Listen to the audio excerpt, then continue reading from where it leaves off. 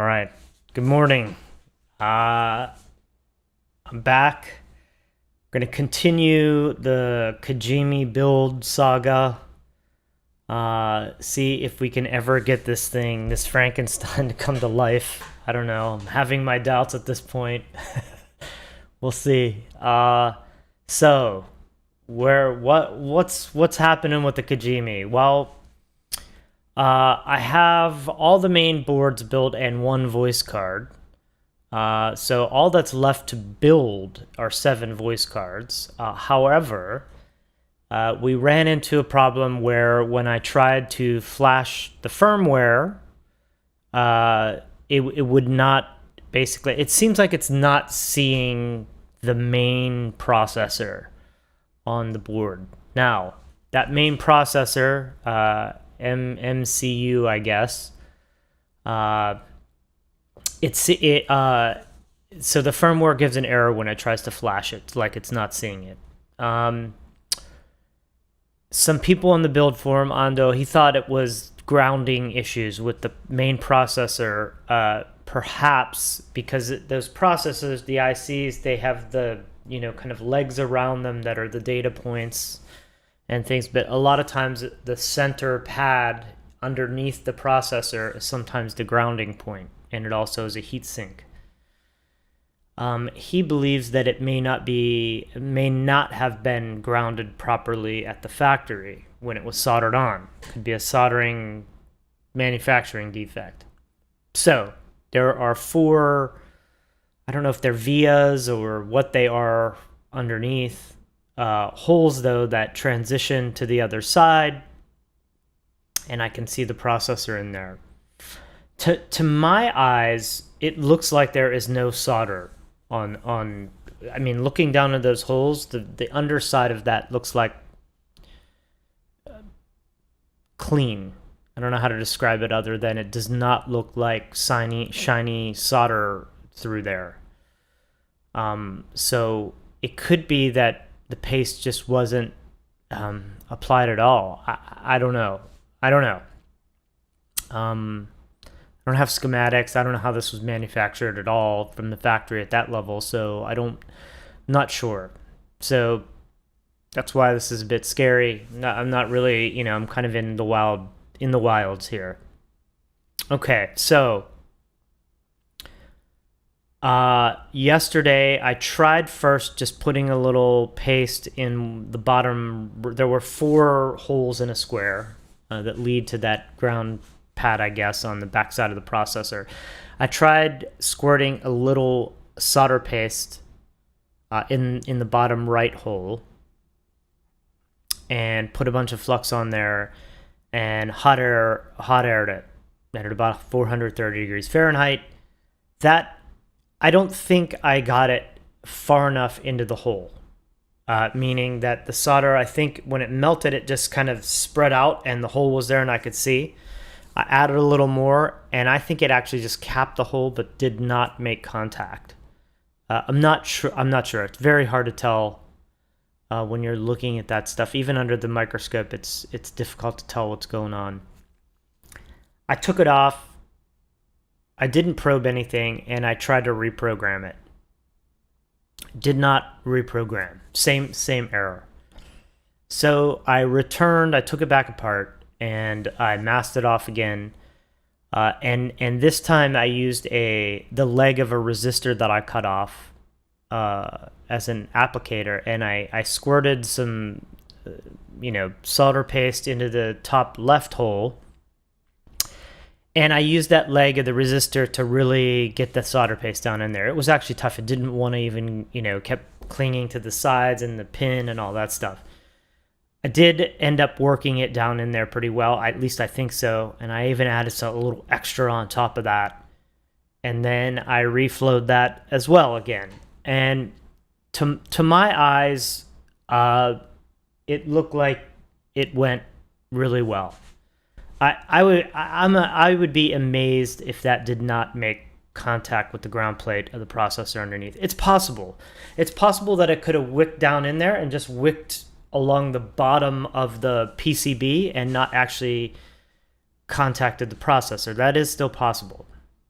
However, when I was done, I decided, I should check because I kept reflowing everything, and there were, even though I masked it with the polyimide tape, there were surface mount capacitors are all around the outside of the processor on that side where I reflowed. So I decided, after cleaning it up, okay, I better check continuity on the capacitors.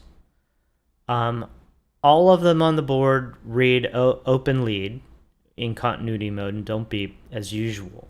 And that's when I first, so background again, when I first put all those on, every capacitor on the back of that board read open lead, no continuity, right? So this time though, there were, I don't know, maybe eight to 10 capacitors on that backside around that processor only, that now were reading between 50 and 70 ohms. I was getting somewhere, I think 62, 64, stuff like that. Ohms when reading each side of the capacitor with the test probes in continuity mode, I would get some ohm readings. Wouldn't beep, it would just give me ohm readings. So I was worried. Strange. But that also could mean that maybe I successfully connected the ground plate, because now readings have changed that were reading open before. I wrote the build for him. Ando was kind enough to open up his, I guess, production unit, not a DIY. And he was reading, mid 50s on the same capacitors. So that's a very good sign. So it seems like whatever mine are doing, it's not an error, because the factory ones read the same. So, fingers crossed, maybe I actually connected the ground plane and this thing will take a firmware now. I don't know. But that's the goal this morning. I think I'm going to reassemble like yesterday, put maybe 4 screws in to connect the boards, place the power card, not the voice card right now, and I'm going to try to reflash. Now, the whole firmware issue, I have a Mac M1, which is an ARM-based computer, and I was having all kinds of problems. I was getting errors in the terminal when I tried to, execute different commands. It was giving me a bunch of warnings or errors. I don't even know what they were. I was having like the gatekeeper issues where it would block what I was doing, and I kept having to hit allow. Sometimes I would go into the security preferences on the Mac and hit allow, and it would allow certain things and then block other things. It was a nightmare. So I switched to an Intel-based MacBook Pro that I had around, and was able to just go into security and preferences on the first error and say allow it, and now it seems like it allows it. So I've kind of skipped the gatekeeper issues, so that shouldn't be a problem now. And I also fell back from the XMOS, I don't know, whatever software I was using. I think we're using 14.3.3. I think the newest version is 14.4.1, something like that. I tried that the first time and then fell back to 3.3. So that's where I'm at. I'm trying to match everything perfectly. So, with that said, I say this may be a very short stream, because if this doesn't work, I don't know what to try. I'm reluctant before I just try to keep adding solder to the next hole or both of those holes. I'm going to hold off and do some research and asking questions and things, just to try to really narrow this down a little bit more before I just keep poking the tiger. Okay, so that said, I think we'll switch cameras. We'll get this thing reassembled, and we will try flashing the firmware and crossing lots of fingers. All right, so here we go. Switch over cameras. I'll be over there in a second. Hold on.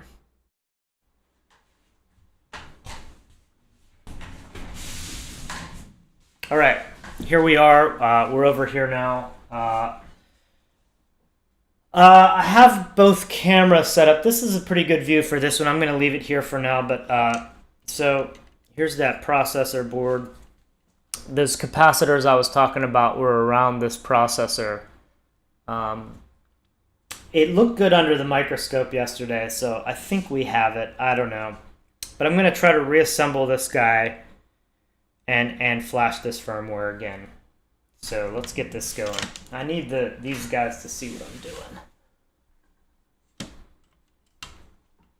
What I've been doing is aligning the headphone jack hole and then going ahead and pushing these in.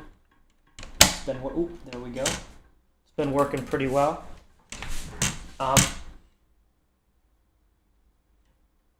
You have to be really careful. I have done a couple times. That's why I'm looking. Is sometimes you can get those the connectors where the pins go down into the female mount. You can get them in on one side and not the other, meaning they hang over the lip. Done that a couple times. Okay, got that on.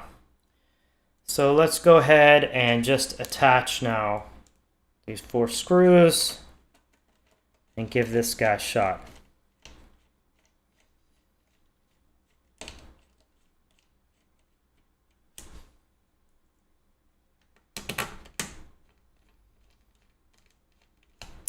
It's funny. I really this project is full of bumps along the way. I really didn't expect this to be an issue, like a factory processor not connected issue. You know, I was pretty obsessed with my connections and verifying all that stuff. So I'm a bit bummed that I got to this point and I'm having factory, soldering issues, especially with like the main processor. It's kind of a bummer. All right, here we go. So we got this board back together somewhat. I am going to take our main power supply and I'll plug this guy in. I do like putting the 2 standoffs on here just to hold this thing in place so I don't have to worry about it like as I stand it up on edge. It's not like shifting out of place or something. Plus, it seems like it grounds it to a grounding because they have exposed PCB there that isn't masked where these legs. So I think it actually grounds. I'm not sure, but it seems like it does. So that seems like a good idea to do that. Okay, I'm going to go ahead and plug these guys back in. Where is our power? Power is over here. Okay, those are connected, and now I'm going to go ahead and connect the ribbon cable. And again, I did remove the audio breakout cable and replaced the jumpers back. Just to eliminate problems. I figure maybe that simplifies things. I don't know. So I'm going to go ahead and place the programmer again as well. I guess before I do the programmer, might as well plug this guy in and test it. Give it some power. Make sure it's powering up. So maybe I can switch views for this. Where are we at? Is this it? Yeah. Here, I'm going to go ahead and power this guy up now. I have everything. Okay, there is power on the board. No LEDs came on that time. There, now I got just a few. They say this is normal, but the LEDs are going to kind of light randomly when we do this. So there we go. Gave it a little power. Okay, so I think we're ready. I'm going to move this mouse out of the way, grab my books for my little riser here, and then we're going to go ahead and try to program this guy with the Intel MacBook Pro and see what we get. So power's off. And I'm going to go ahead and plug this guy in. That power cable out of the way. Let's get this guy on. Oops, I locked it.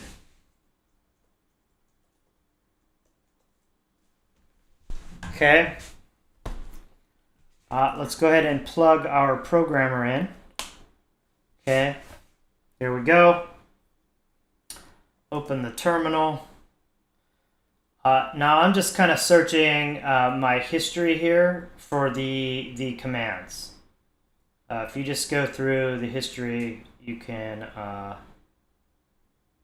there's the firmware folder. So basically what I did is I changed into the application folder for the XMOS utility.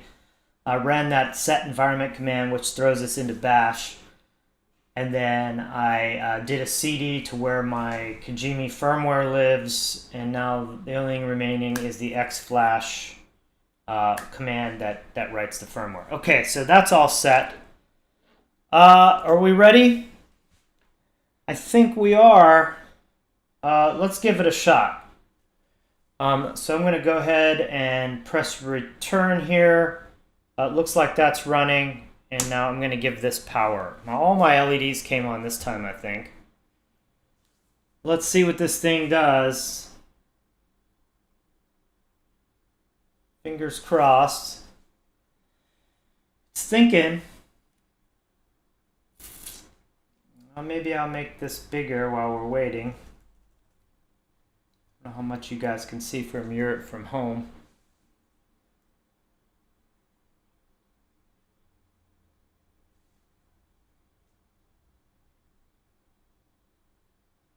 Might be a good sign. I don't remember the red light on the programmer staying on before. I thought it was just green. That could be a good thing. Oh, shoot. Same thing. Dump me out. Xrun cannot load image. Xcore 0 is not enabled. Super bummer.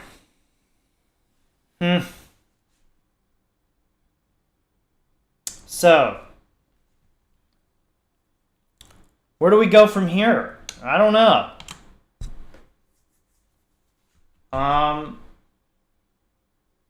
It seems like, I don't know. I mean, I feel like I have everything assembled properly. I mean, I would be amazed if I didn't assemble this correctly. Here, let's see. Jimmy, you're here. Oh, Jerry Metal. Hello, Jerry Metal.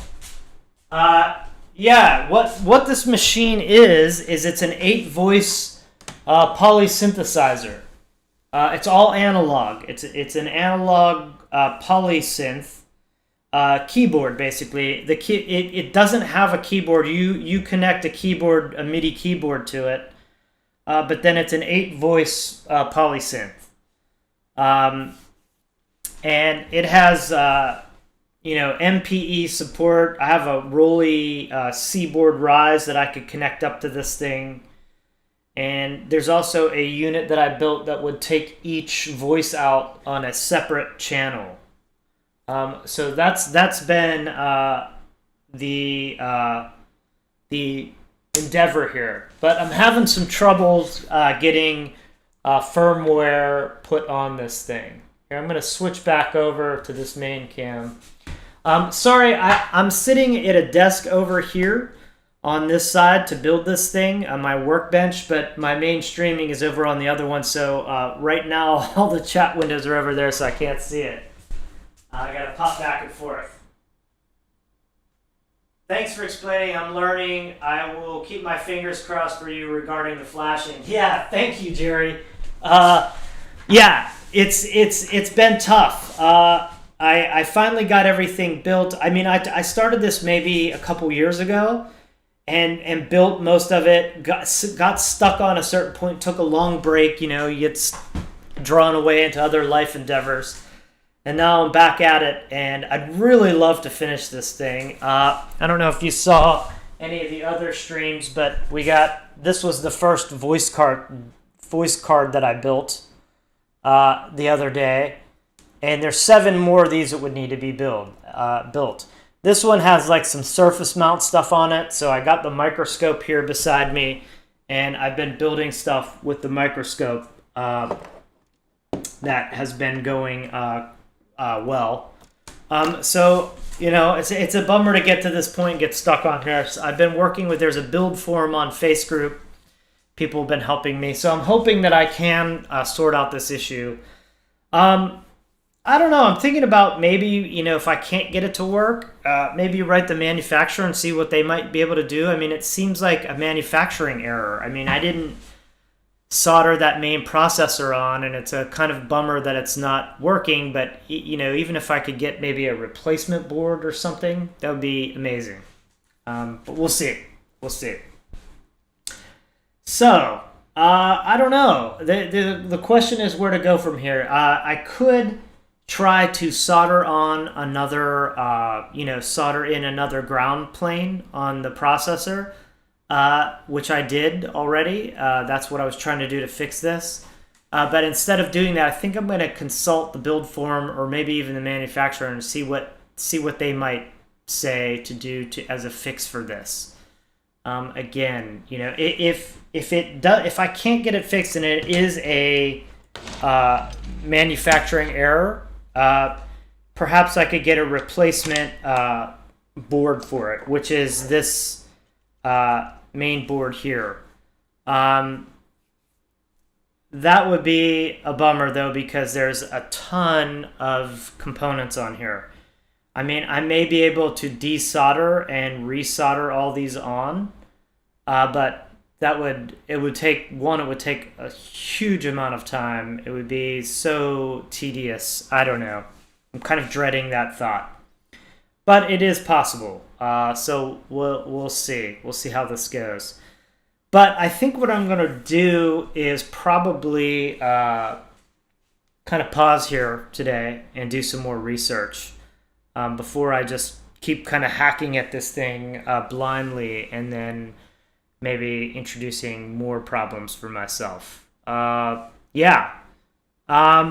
been building a bunch of other stuff on here. I've been also the whole goal of this stuff is building these things to make music, right? So I'm hoping to get this polysynth working. It's kind of like the last thing in my studio over here. Behind me, I have kind of all this modular synth stuff, and I've been really into that and making music. I've actually been working on, I finished it. It's Max MSP software that will enable you to basically create music in surround sound, but in multiple channels. So I have it up to, in my room right here, I can test with 7.1, so 7 speakers and then 1 big bass speaker. And it basically, what it does is it automates things like panning, like the way the sound moves around. It can move from speaker to speaker around you, and then reverse direction and things. So the software will automate the speeds and things at which things pan and the gain levels up and down. So it automates a lot of controls. But I've been kind of practicing some music in that surround space with the sounds moving around, and it sounds really awesome. So I'm hoping to be able to do this stuff live within the next year or so in a surround situation. The only problem there is getting a bunch of PAs. To buy them will be a little expensive, but maybe I can find a place that has a bunch, you know. I can do up to, right now, 11 channels, which is pretty cool. It would be awesome to get, 10 big PA speakers and then have a big bass one and be able to do an 11 channel kind of show. That'd be pretty amazing. One sec. It says, okay, glad I found your channel. I'm just getting into electronics and soldering. I'll be following you if that's okay. Good luck. The man, yeah, awesome. Thanks. I hope you do follow. That'd be great.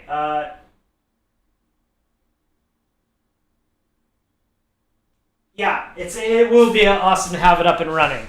I have a bunch of other stuff, so I'm not completely stuck if this one doesn't work, but I hope to get this one really up and running. Okay. Well, I'm going to leave it here. Good to see you here, Jerry. I'll be doing a lot more of this stuff if you want to tune back. Be awesome. But I am going to leave the stream early today because there's not much more I can pursue on this until I do some research. So I'm going to leave it here, and maybe I'll be back this afternoon or tomorrow. All right. I hope you all are well out there wherever you're at. I'm going to switch back over here.